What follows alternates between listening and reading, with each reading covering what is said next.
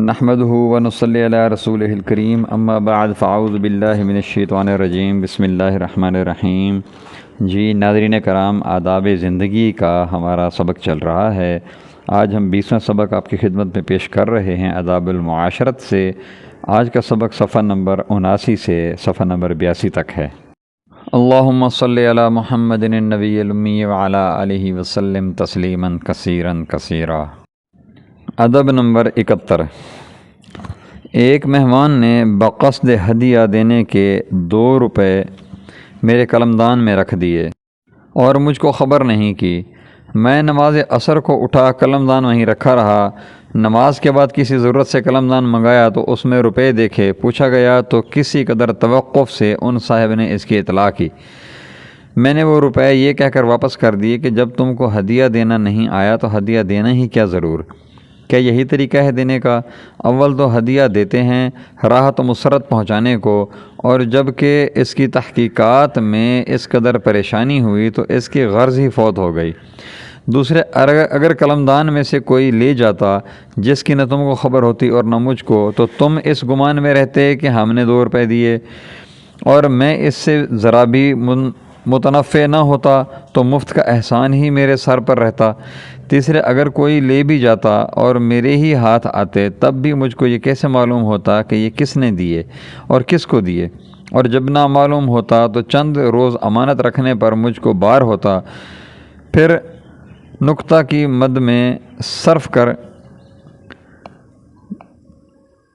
کر دیا جاتا۔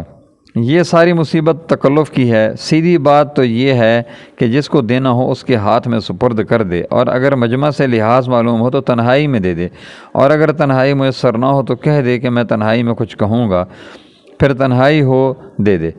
اور مہدی الیہ کو مناسب ہے کہ اس ہدیہ کو ظاہر کر دے، خواہ مہدی کے لیے ہوتے ہوئے خواہ اس کے چلے جانے کے بعد، جبکہ اس کے شرمانے کا احتمال ہو۔ ادب نمبر 72۔ ایک سفر میں ایک موضع میں لوگوں نے بلایا، وہاں سے جب رخصت ہو کر چلنے لگا تو گاؤں والوں نے چاہا کہ تھوڑا تھوڑا سب یکجا جمع کر کے کچھ ہدیہ پیش کریں۔ مجھ کو اطلاع ہوئی، میں نے منع کر دیا کہ ایسی حرکت ہرگز نہ کریں۔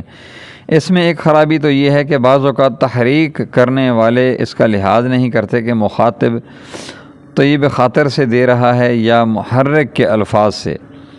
دوسرے، اگر طیب خاطر کی بھی رعایت کر لی تب بھی جو مصلحت ہے ہدیہ میں کہ باہم محبت بڑھے، جب یہی پتہ نہ لگا کہ کس نے کیا دیا تو وہ مصلحت مرتب نہ ہوئی۔ تیسرے، بعض اوقات کسی عذر سے بعض ہدایہ کا قبول کرنا خلاف مصلحت ہوتا ہے اور اس عذر کی تحقیق مہدی ہی سے ہو سکتی ہے، سو مجتمع ہدایہ میں یہ تحقیق بھی دشوار ہے۔ اس لیے جس کو دینا ہو وہ اپنے ہاتھ سے اس کو دے یا بلا تحریک بطور خود کسی اپنے معتمد کے ہاتھ بھیجے، یا ہدیہ کے ساتھ مہدی کا رکا ہو۔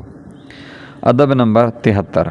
ایک سفر میں بعض لوگ اپنے مکان پر لے جا کر ہدیہ دینے لگے۔ ان کو سمجھا دیا گیا کہ ایسا کرنے سے دیکھنے والے گھر لے جانے کے واسطے اس کو لازم سمجھیں گے تو غربا بلا کر تردد میں پڑیں گے یا نہ بلانے کی حسرت ہوگی۔ جس کو کوئی چیز دینا ہو میری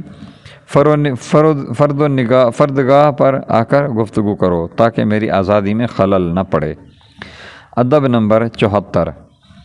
ایک شخص سہارنپور سے جمعہ کے روز 12 بجے دن کی گاڑی میں آئے۔ ایک عزیز نے ان کے ہاتھ کچھ برف بھیجا تھا۔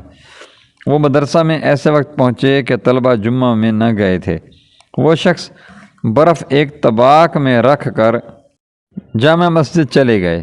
بعد جمعہ ایک دوست جن سے میں نے واعظ کی درخواست کی تھی واعظ کہنے لگے، چونکہ وہ مجھ سے شرماتے تھے میں مدرسہ چلا آیا۔ وہ شخص واعظ میں شریک رہے، بہت دیر کے بعد مدرسہ میں آئے اور اس وقت وہ برف پیش کیا جو ایک رومال میں لپٹا ہوا تھا۔ اول تو یہی بات نامناسب معلوم ہوئی، برف کے ساتھ کمبل یا ٹاٹ یا برادہ لاتے، مگر یہ فعل دوسرے کا تھا اور ان کے اختیار سے باہر تھا۔ لیکن جو کام ان کے کرنے کا تھا انہوں نے اس میں بھی کوتاہی کی، یعنی اول تو آتے ہی برف گھر پہنچاتے، اگر یہ کسی وجہ سے ذہن میں نہیں آتا تھا تو بعد نماز فوراً آ جاتے، اور اگر آنے کو جی نہیں چاہتا تھا تو جب بھی آنے لگا تھا تو اس وقت مجھ سے اس کی اطلاع کر دیتے، میں اس کو لے لیتا۔ اب 2 گھنٹہ بعد آ کر سپرد کیا جو قریب کل کے گھل گیا۔ برائے نام تھوڑا باقی رہ گیا، مجھ کو تمام قصہ معلوم ہوا تو میں نے فہمائش بھی کی، اور چونکہ میری رائے بتقاضائے خصوصیت ان کی طبیعت کے خالی فہمائش ناکافی ہوئی، اس لیے میں نے اس کے لینے سے انکار کر دیا تاکہ ان کو ہمیشہ یاد رہے۔ وہ بہت پریشان ہوئے۔ میں نے کہا کہ تم نے ایک شخص کی امانت ضائع کی، اور جب ضائع ہو گئی اب مجھ کو دینا چاہتے ہو، بلا وجہ احسان لینا نہیں چاہتا، اب اس بقیہ کو آپ ہی خرچ کرو۔ تم کو یا تو امانت نہ لینا چاہیے تھا، اور اگر لی تھی تو اس کا حق پورا ادا کرنا چاہیے تھا۔ وما علینا الا البلاغ المبین، وآخر دعوانا ان الحمد للہ رب العالمین، سبحان اللہ وبحمدہ، سبحان اللہ العظیم وبحمدہ، استغفر اللہ۔ ناظرین کرام، اگر آپ نے ابھی تک ہمارے چینل کو سبسکرائب نہیں کیا تو برائے مہربانی ہمارے چینل کو سبسکرائب کریں، ہماری ویڈیوز کو لائک کریں اور اپنے دوستوں سے شیئر کریں۔ جزاکم اللہ خیر و احسن الجزاء۔